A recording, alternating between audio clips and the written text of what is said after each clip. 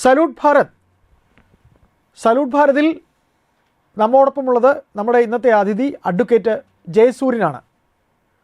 Sir നമസ്കാരം. നമസ്കാരം sir, നമ്മൾ ഈ വിദ്യാർത്ഥി അധ്യാപക അതായത് അധ്യാപക നിയമനവുമായി ബന്ധപ്പെട്ട് ദേശീയ തലത്തിൽ 24 വിദ്യാർത്ഥികൾക്ക് ഒരു അധ്യാപകൻ എന്ന രീതിയിലെ അനുപാതമാണ് ഉള്ളത് സ്കൂളുകളിൽ. ഇപ്പോൾ കേരളത്തിൽ 14 വിദ്യാർത്ഥികൾക്ക് ഒരു അധ്യാപകൻ എന്ന രീതിയിൽ അധ്യാപകരെ നിയമിക്കുന്നതുമായി ബന്ധപ്പെട്ട ഒരു വൻ തട്ടിപ്പ് നടക്കുന്നതായ ഒരു വാർത്ത വരുന്നുണ്ട്. സർ, ദേശീയവും ഇവിടുത്തെ ഈ അനുപാതവും തമ്മിൽ ഒന്ന് താരതമ്യപ്പെടുത്തുകയും ആ തട്ടിപ്പിൻ്റെ വ്യാപ്തിയെക്കുറിച്ചൊന്ന് പറയുകയും ചെയ്യാമോ? വിദ്യാഭ്യാസ രംഗത്ത് ഏറ്റവും മുൻപന്തിയിൽ നിൽക്കുന്ന സംസ്ഥാനം എന്ന ഖ്യാതിയാണ് കേരളത്തിനുള്ളത്. ധാരാളം വിദ്യാലയങ്ങൾ ഇവിടെ ഉണ്ടാവുന്നു, ധാരാളം കുട്ടികൾക്ക് പഠനാവസരം ലഭിക്കുന്നു എന്നൊക്കെ പറയുമ്പോഴും ഇതിന്റെ പിന്നിലുള്ള യഥാർത്ഥ താല്പര്യം മലയാളികൾ പഠിച്ച് പ്രബുദ്ധരാവട്ടെ എന്നുള്ളതല്ല. മറിച്ച് വിദ്യാലയങ്ങളിൽ ഏറിയ കൂറും സ്വകാര്യ വിദ്യാലയങ്ങളാണ്. ഈ സ്വകാര്യ വിദ്യാലയങ്ങൾ നടത്തിക്കൊണ്ടു പോകുമ്പോൾ അതിന്റെ ചിലവ് സർക്കാർ വഹിക്കുകയും അവിടെ അധ്യാപകരെ നിയമിക്കാനുള്ള അധികാരം സ്വകാര്യ മാനേജ്മെന്റുകളിൽ നിലനിർത്തുകയും ചെയ്ത ഒരു വലിയ ചതിയും തട്ടിപ്പും ആദ്യമായിട്ട് ഇന്ത്യയിൽ അരങ്ങേറിയത് കേരള സംസ്ഥാനത്താണ്. ജോസഫ് മുണ്ടശ്ശേരിയുടെ കാലത്ത് EMS മന്ത്രിസഭയിലാണ് അത് സംഭവിച്ചത്. അതിന്റെ ഉദ്ദേശം എന്തായിരുന്നു എന്ന് വെച്ചാൽ, ഈ സ്വകാര്യ മാനേജ്മെന്റുകൾ, ആയിരക്കണക്കിന് സ്കൂളുകൾ നടത്തുന്ന സ്വകാര്യ മാനേജ്മെന്റുകൾ ക്രൈസ്തവ, ഇസ്ലാമിക, അതുപോലെ തന്നെ ഹിന്ദുക്കളിലെ NSS, SNDP പോലെ 2 സമുദായ സംഘടനകളടക്കം ഇവരുടെ വോട്ട് ബാങ്ക് ലക്ഷ്യമിട്ടുകൊണ്ടാണ് അന്ന് EMS മന്ത്രിസഭ ജോസഫ് മുണ്ടശ്ശേരിയെ കൊണ്ട് ഈ സ്വകാര്യ സ്കൂളിലെ, അതായത് പ്രൈവറ്റ് സ്കൂളിലെ അധ്യാപകർക്ക് സർക്കാർ ശമ്പളം കൊടുക്കുന്ന രീതി നിലവിൽ വന്നത്. അത്തരം സ്കൂളുകളെ നമ്മൾ വിളിക്കുന്ന പേര് എയ്ഡഡ് സ്കൂളുകൾ എന്നാണ്. സർക്കാരിന്റെ സഹായം കിട്ടുന്ന, എയ്ഡ് കിട്ടുന്ന സ്കൂളുകൾ. പക്ഷെ ഇതിപ്പോ വന്ന് എവിടെ എത്തിയിരിക്കുന്നു? അധ്യാപക നിയമം എന്ന് പറഞ്ഞാൽ കോടാനുകോടി രൂപ മറിയുന്ന വലിയ ബിസിനസ്സായി മാറി. ഒരു ഹയർ സെക്കൻഡറി അധ്യാപകൻ അല്ലെങ്കിൽ അധ്യാപിക, ഇപ്പൊ അധ്യാപികമാരാണ് കൂടുതൽ, ഒരു ഹയർ സെക്കൻഡറി അധ്യാപക നിയമനത്തിന് 1 കോടിയിൽ കൂടുതലാണ് ഇപ്പോൾ വാങ്ങിക്കുന്ന കൈക്കൂലി എന്നാണ് പറഞ്ഞു കേൾക്കുന്നത്. ഒരു ഹൈസ്കൂൾ അധ്യാപികയ്ക്ക് അധ്യാപകരെ നിയമിക്കണമെങ്കിൽ 1/2 കോടി മുതൽ 3/4 കോടി വരെയാണ് കൈക്കൂലി മേടിക്കുന്നത്.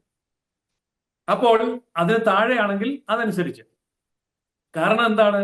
ഒരു LP സ്കൂൾ ഹെഡ് മാസ്റ്റർ അല്ലെങ്കിൽ ഹെഡ് മിസ്ട്രസ് 1 ലക്ഷം രൂപയിൽ കൂടുതലാണ് മാസ ശമ്പളം വാങ്ങുന്നത്.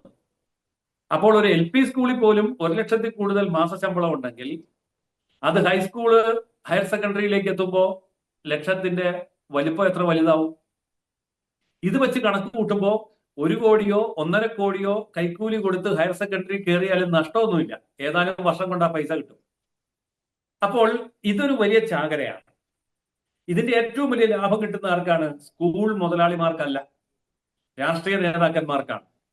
കാരണം ഇതിനുള്ള അനുമതി കൊടുക്കുന്ന മന്ത്രിസഭയും മന്ത്രിയും ആ വകുപ്പ് ഭരിക്കുന്ന രാഷ്ട്രീയ പാർട്ടിയും ഒക്കെ ഈ തുക വീതിച്ചെടുത്ത് വരുമ്പോഴേക്കും കോടിക്കണക്കിന് രൂപയാണ് രാഷ്ട്രീയക്കാരുടെ കൈകളിൽ, അധികാരികളുടെ കൈകളിൽ എത്തിച്ചേരുന്നത്.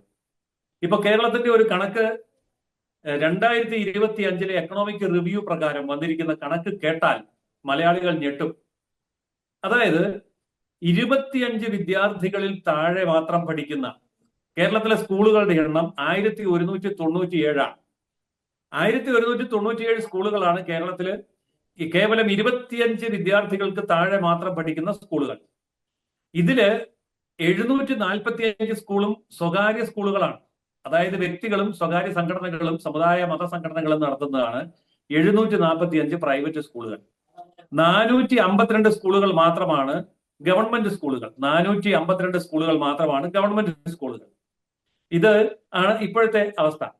നമ്മുടെ വിദ്യാർത്ഥികളും അധ്യാപകരും തമ്മിലുള്ള അനുപാതം അങ്ങ് പറഞ്ഞതുപോലെ അഖിലേന്ത്യാ തലത്തിൽ 24 വിദ്യാർത്ഥിക്ക് ഒരു അധ്യാപകൻ എന്നാണെങ്കിൽ അത് കേരളത്തിൽ വരുമ്പോൾ കേവലം 14 വിദ്യാർത്ഥിക്ക് ഒരു അധ്യാപകൻ.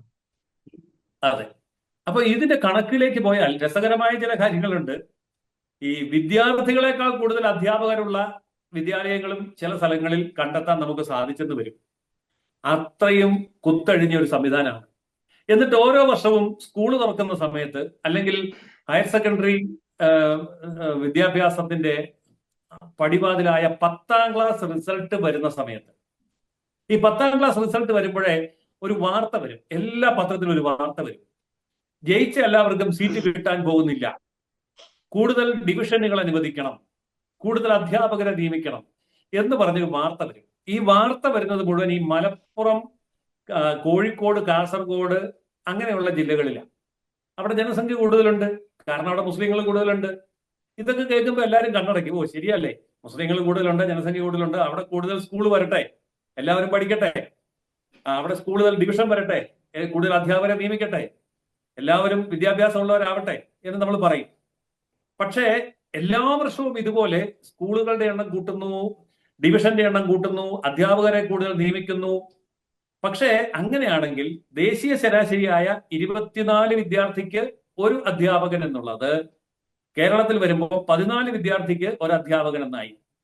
ഒരു 10 കൊല്ലം കഴിയുമ്പോഴോ ഇത് ചിലപ്പോൾ തിരിച്ചു വരും, 14 അധ്യാപകൻ ഒരു വിദ്യാർത്ഥി എന്നുള്ള അവസ്ഥയിലേക്കും വരാം. അപ്പോഴും ഇവിടെ പുതിയ പുതിയ ഡിവിഷനുകൾ അനുവദിക്കുകയും പുതിയ തസ്തിക സൃഷ്ടിക്കുകയും ലക്ഷക്കണക്കിന് രൂപ ശമ്പളം മേടിക്കുന്ന ലക്ഷക്കണക്കിന് അധ്യാപകരെ പുതുതായിട്ട് നിയമിക്കുകയും ചെയ്യുന്ന വമ്പൻ രാഷ്ട്രീയ കൊള്ള ഇതുവരെ പുറത്തു വന്നിട്ടില്ല. ഇത് തീർച്ചയായിട്ടും പുറത്തു വരേണ്ട കാര്യമാണ്, ഗൗരവമുള്ള വിഷയമാണ്. അതുകൊണ്ട് എൻ്റെ ഒരു അഭിപ്രായത്തിൽ പറഞ്ഞാൽ സർക്കാർ ഇക്കാര്യത്തിൽ ഒരു ധവളപത്രം പുറപ്പെടുവിക്കണം. ഓരോ സ്കൂളിലും എത്ര വിദ്യാർത്ഥികൾ ഉണ്ട്, എത്ര അധ്യാപകരുണ്ട്, വിദ്യാർത്ഥി അധ്യാപക അനുപാതം എങ്ങനെ നിൽക്കുന്നു, അതുപോലെ തന്നെ പുതിയ അധ്യാപകരെ നിയമിക്കുമ്പോൾ മെറിറ്റ് അടിസ്ഥാനത്തിൽ നിയമിക്കുന്നുണ്ടോ, അതോ കോടികൾ കൈക്കൂലി വാങ്ങിച്ചുകൊണ്ട് ഇഷ്ടമുള്ളവരെയൊക്കെ നിയമിക്കുകയാണോ? ഇങ്ങനെയുള്ള ധാരാളം കാര്യങ്ങൾ പുറത്തു വരേണ്ടതുണ്ട്. ഒരു വമ്പൻ തട്ടിപ്പിന്റെ ടിപ്പ് ഓഫ് ദ ഐസ്ബർഗ് എന്ന് പറഞ്ഞ പോലെയുള്ള ഒരറ്റവും മൂലയും മാത്രമാണ് നമ്മളിപ്പോൾ ചർച്ച ചെയ്ത ഈ വിഷയം. ഇത് നിയമസഭയിൽ 3 MLA-മാർ BJP-ക്കുണ്ട്. ഈ വിഷയം നിയമസഭയിൽ എത്തുമെന്ന് നമുക്ക് ധരിക്കാമോ? തീർച്ചയായിട്ടും ഇത് നിയമസഭയിൽ എത്തേണ്ട വിഷയം തന്നെയാണ്. അതുകൊണ്ടൊരു പൊതുവിഷയം എന്നുള്ള നിലയിൽ ഈ വിഷയം ചിലപ്പോൾ നിയമസഭയിൽ ഉന്നയിച്ചേക്കാം.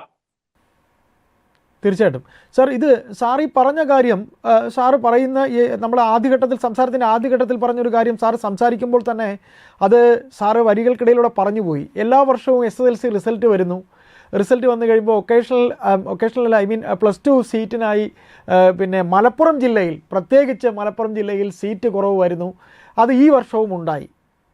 അപ്പോൾ അത് ശരിവെക്കുന്നതല്ലേ? താങ്കൾ പറഞ്ഞത് തന്നെ ശരിവെക്കുന്നതല്ലേ? ഈ വർഷവും അതുണ്ടായി. തീർച്ചയായിട്ടും അതെ, അന്വേഷണ വിധേയമാക്കേണ്ട കാര്യമാണ്. മലപ്പുറം ജില്ലയിലെ ജനസംഖ്യ കൂടുതലുണ്ട്, അവിടെ കുട്ടികൾ കൂടുതലുണ്ട്, അത് വളരെ ശരിയാണ്. അതിനനുസരിച്ച് അവിടെ സ്കൂളുകൾ കൂടുതലുണ്ട്, അവിടെ കൂടുതൽ അധ്യാപകരെ എടുക്കേണ്ടതുള്ളത്, അതും ശരിയാണ്. പക്ഷെ ഇത് മലപ്പുറം ജില്ലയെ ചൂണ്ടിക്കാണിച്ചുകൊണ്ട് മറ്റെല്ലാ ജില്ലകളിലും നടക്കുന്നില്ലേ? മലപ്പുറം ജില്ലയിൽ ഇത്ര പേരെ നിയമിച്ചു, അതുകൊണ്ട് ഞങ്ങൾക്കും വേണമെന്ന് പറഞ്ഞിട്ടുള്ള വിലപേശലുകൾ നടക്കുന്നില്ലേ? അതിനാവശ്യമായ രീതിയിൽ കുട്ടികളുടെ എണ്ണത്തിൽ തിരിമറികൾ നടക്കുന്നില്ലേ, കൃത്രിമം നടക്കുന്നില്ലേ? ഇതൊക്കെ വൻതോതിലുള്ള അന്വേഷണത്തിന് വിധേയമാക്കേണ്ട കാര്യമാണ്. കാരണം ഇതില് മറിയുന്ന കോടികളുടെ എണ്ണം ചെറുതല്ല. മാത്രമല്ല ഇതിനകത്ത് മത താല്പര്യങ്ങളും ജാതി താല്പര്യങ്ങളും വ്യക്തി മാനേജ്മെന്റിന്റെ മറ്റു താല്പര്യങ്ങളും എല്ലാം വരും. അതുകൊണ്ട് ഇത് പഠന വിധേയമാക്കേണ്ട ഒരു വിഷയമാണ്. ഇത് നമ്മുടെ വിദ്യാഭ്യാസ മേഖലയല്ലേ? കൂടുതൽ പഠിക്കട്ടെ, കൂടുതൽ അധ്യാപകരും വിദ്യാർത്ഥികളും കൂടുതൽ ഡിവിഷനുകളും സൗകര്യങ്ങളും ഉണ്ടാവട്ടെ എന്ന് പറഞ്ഞ് ഒഴുക്കൻ മട്ടി തള്ളിക്കളയാവുന്ന വിഷയമല്ല. ഇതിന്റെ പിന്നിലുള്ള വമ്പൻ റാക്കറ്റുകളും വലിയ സാമ്പത്തിക നേട്ടങ്ങളും കൃത്യമായും അന്വേഷണ വിധേയമാക്കുകയും കൃത്യമായിട്ട് അത് പഠന വിധേയമാക്കേണ്ടതുമാണ്. കാരണം നമ്മുടെ പൊതുഖജനാവിലെ പണം, അതായത് പെൻഷനായിട്ടും ശമ്പളമായിട്ടും പുറത്തേക്ക് പോകുന്ന പണത്തിന്റെ പകുതിയിലധികവും ഈ സ്കൂൾ അധ്യാപകർക്ക് ശമ്പളം കൊടുക്കാനുള്ളതാണ് എന്ന വസ്തുത മലയാളി ഇനിയും മനസ്സിലാക്കിയിട്ടില്ല. നമ്മൾ പറയും സർക്കാർ ഉദ്യോഗസ്ഥരാണ് ഖജനാവിലെ ശമ്പളം എല്ലാം കൊണ്ടുപോകുന്നത്. പക്ഷെ സർക്കാർ ഉദ്യോഗസ്ഥർ എന്ന് പറയുമ്പോൾ അതിൽ പകുതിയിലധികവും സ്കൂൾ അധ്യാപകരാണ് എന്നുള്ള വസ്തുതയും കൂടി പുറത്തു വരണ്ടേ? പഠന വിധേയമാക്കേണ്ട വിഷയമാണ്. ഏതായാലും സാർ, വിദ്യാർത്ഥികളെക്കാൾ എണ്ണം അധ്യാപകരെന്ന് പറയുമ്പോൾ അതുകൂടെ എന്തുകൊണ്ടായിരിക്കാം സാർ? അതിൻ്റെ കാരണം ഈ സ്കൂളുകളിലൊക്കെ നിയമനം കൊടുക്കും അല്ലെങ്കിൽ കൊടുക്കാം, കൈക്കൂലി തന്നാൽ മതി എന്നത് തന്നെയാണോ അർത്ഥമാക്കുന്നത്? അതുകൂടെ പറഞ്ഞുകൊണ്ട് നമുക്ക് അവസാനിപ്പിക്കാം. നമ്മൾ വളരെയേറെ സംശയിക്കേണ്ടിയിരിക്കുന്നു ആ കാര്യം. കാരണം ഈ സ്കൂളുകളുടെ തരം തിരിച്ചുള്ള പഠനം നടത്തുമ്പോൾ 25 വിദ്യാർത്ഥികളിൽ താഴെ മാത്രം പഠിക്കുന്ന സ്കൂളുകളിൽ ശരാശരി 19 അധ്യാപകരുണ്ട് എന്ന് കാണാൻ പറ്റും. അതായത് 19 അധ്യാപകർ കൂടി 24 വിദ്യാർത്ഥികളെ പഠിപ്പിക്കുന്നു. ഇത് അടുത്ത 2 വർഷം കൂടെ കഴിയുമ്പോഴത്തേക്കും ഈ പറയുന്ന 19 എന്നുള്ളത് വർദ്ധിച്ച് 24 വിദ്യാർത്ഥികളെ 24 അധ്യാപകർ പഠിപ്പിക്കും. വീണ്ടും 2 വർഷം കൂടെ കഴിയുമ്പം 24 വിദ്യാർത്ഥികളെ 34 അധ്യാപകർ പഠിപ്പിക്കും. അങ്ങനെ അങ്ങ് പോകാനാണ് സാധ്യത. ഇതിനെക്കുറിച്ച് ആരും അന്വേഷിക്കുന്നില്ല. ഈ പഠനം നടക്കുന്നില്ല. അതുപോലെ തന്നെ പ്രൊട്ടക്റ്റഡ് ടീച്ചേഴ്സ് എന്ന് പറഞ്ഞ വലിയൊരു വിഭാഗമുണ്ട്. ആ പ്രൊട്ടക്റ്റഡ് ടീച്ചേഴ്സിന്റെ കാര്യം എങ്ങനെ കൈകാര്യം ചെയ്യുന്നു എന്നുള്ളതും ആരും പഠിക്കുന്നില്ല. അതുകൊണ്ട് വിദ്യാഭ്യാസ വകുപ്പ് കേരളത്തിൽ ഏറ്റവും കൂടുതൽ കാലം കൈകാര്യം ചെയ്ത മതന്യൂനപക്ഷ വിദ്യാഭ്യാസ മന്ത്രിമാരുടെ ചരിത്രം, അവരെ പ്രതിനിധീകരിച്ച രാഷ്ട്രീയ പാർട്ടികളുടെ ചരിത്രം, അവരുടെ പിന്നിലുണ്ടായിരുന്ന കച്ചവട താല്പര്യം, ഇതെല്ലാം തന്നെ നമ്മൾ പഠന വിധേയമാക്കേണ്ട അതിഗൗരവമുള്ള ഒരു വിഷയമാണ്. നന്ദി. Thank you sir.